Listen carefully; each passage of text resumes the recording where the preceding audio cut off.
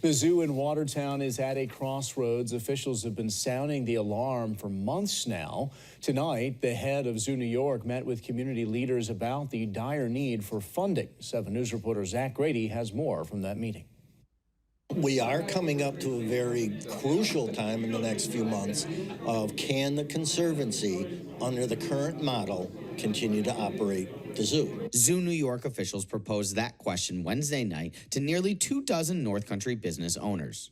Representatives spoke for more than an hour to the Greater Watertown North Country Chamber of Commerce about the challenges facing the zoo, specifically the funding of it. We have some short-term concerns and we have long-term as well.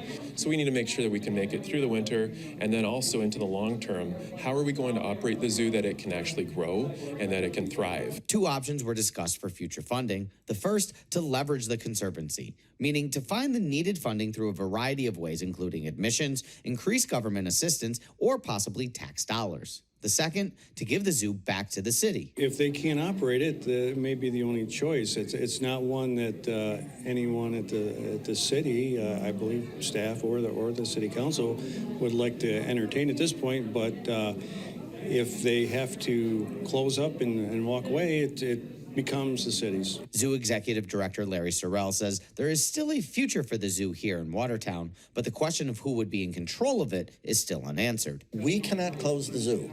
All we can do is say we can't run it anymore. Nobody likes that decision.